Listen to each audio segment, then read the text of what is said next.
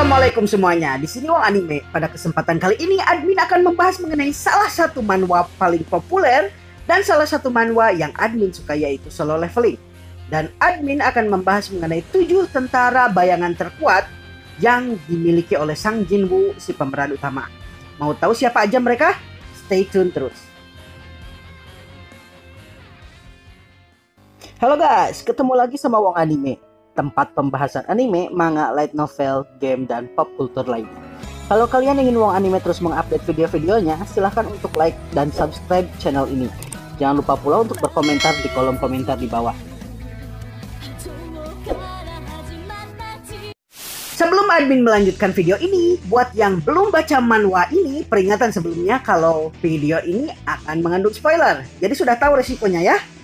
Kalau kalian tidak mau terkena spoiler, silahkan tonton video Wong Anime yang lain. Oke, ayo kita lanjut.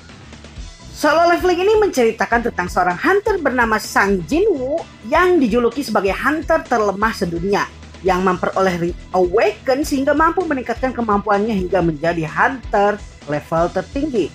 Setelah dia menjadi Shadow Monarch, dia mampu membangkitkan lawan-lawan yang dia bunuh, lalu kemudian menjadikannya tentara yang akan mematuhinya setiap saat. Saat ini dia memiliki ratusan tentara yang ada di bawahnya yang akan mematuhinya setiap saat, perintah apapun yang dia katakan. Berikut adalah 7 tentara Shadow atau tentara bayangan terkuat Sang Jinwoo versi manhwa dalam cerita Solo Leveling. 1. Beru Sang Raja Semut.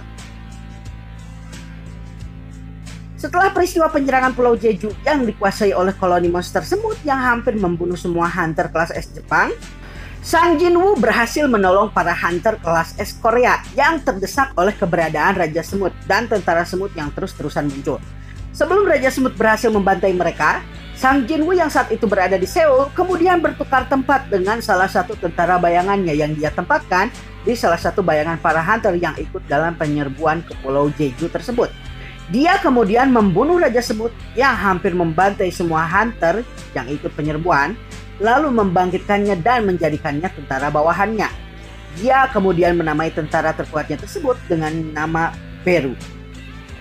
Dari semua tentara bayangan Sang Jinwoo yang dia bangkitkan dari kematian, Beru adalah tentara bayangan pertama Sang Jinwoo yang bisa bicara, dan tentara terkuat Sang Jinwoo yang pernah dia miliki. Ketika Chai Ha-in, salah satu hunter kelas S Korea, ingin bergabung dengan guild yang dipunyai Sang Jinwoo memberikan syarat kepada Chai Ha-in untuk mengalahkan salah satu tentaranya. Walaupun ini sebenarnya karena Sang Jinwoo malas menerima Chai Ha-in menjadi anggotanya. Dia kemudian memilih petarung terkuatnya, Beru, yang akhirnya malah bermain-main dengan Chai Ha-in di pertarungannya ini, yang menunjukkan bahwa kemampuan bertarung Beru ada di atas bahkan di antara para hunter kelas S sekalipun. 2. Tusk. Awalnya, Tusk adalah monster dari jenis High Orc, pemimpin kumpulan High Orc yang memiliki nama asli Kargalgan. Karena Sang Jinwoo lupa nama aslinya siapa saat mau membangkitkannya, dia akhirnya menamainya Tusk karena taringnya. Berbeda dengan para High Orc umumnya yang bertarung dengan kemampuan fisik mereka, Tusk adalah High Orc tipe penyihir dan mampu melakukan sihir-sihir tingkat tinggi.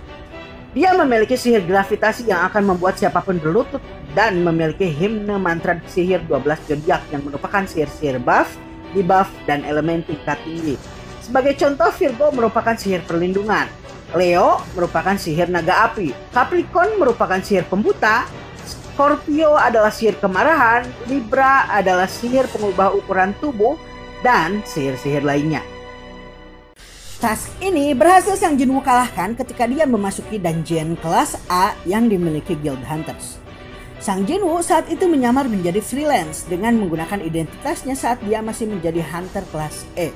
Dia kemudian secara sukarela masuk ke dalam dungeon bersama dengan party yang terdiri atas kumpulan hunter kelas A dan kelas B sebagai pemungut drop item atau item yang dijatuhkan monster dan item-item lainnya yang memenuhi dinding dungeon.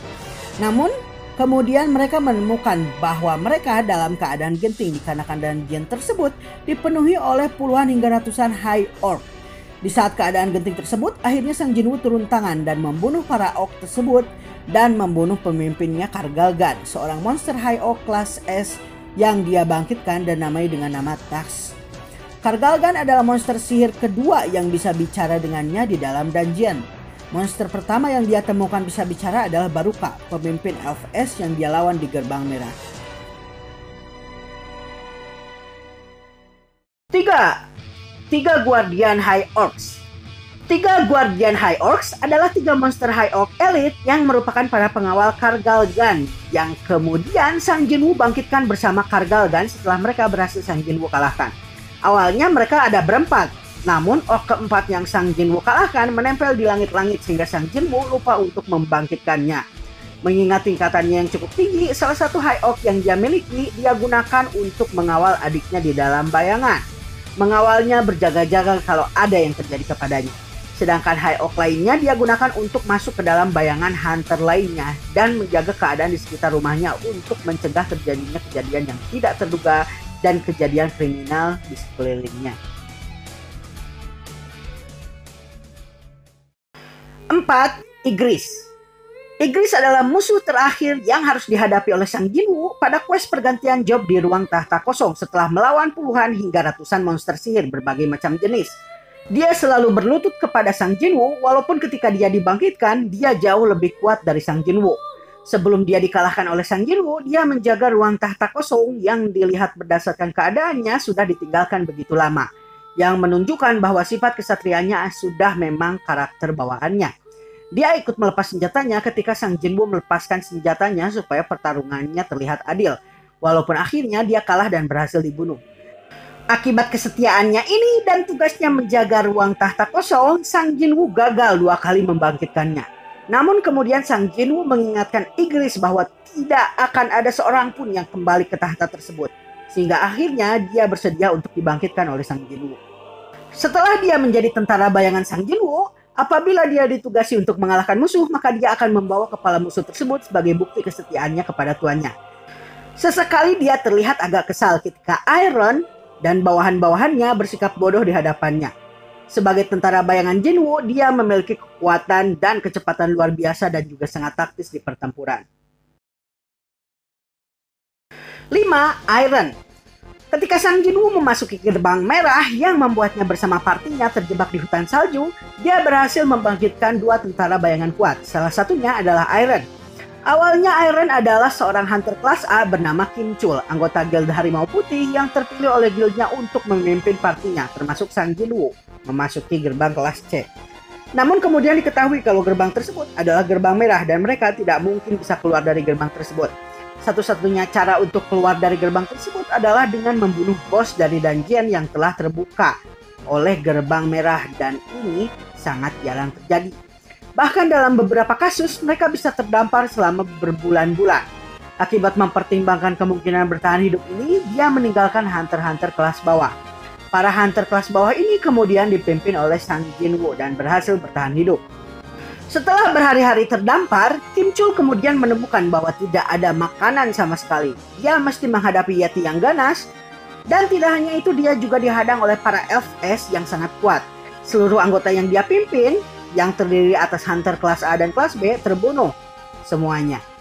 Dia berlarian ke sana kemari hingga akhirnya dia menemukan bahwa beruang-beruang yang seharusnya menjadi makanan kelompok Kim Chul terbunuh semua. Dan dia menemukan party yang dipimpin oleh Sang Jinwoo justru malah berhasil bertahan hidup dengan persediaan yang sangat banyak dan peralatan-peralatan yang mumpuni berkat kemampuan inventory penyimpanan yang dimiliki oleh Sang Jinwoo. Dia sangat marah melihat ini dan mencoba menyerang anggota party Sang Jinwoo yang sebelumnya dia tinggalkan. Sang Jinwoo kemudian membuatnya tak sadarkan diri. Pada saat Baruka pemimpin para Elf S menyerang mereka, Sang Jinwoo dan Igris berusaha melawannya.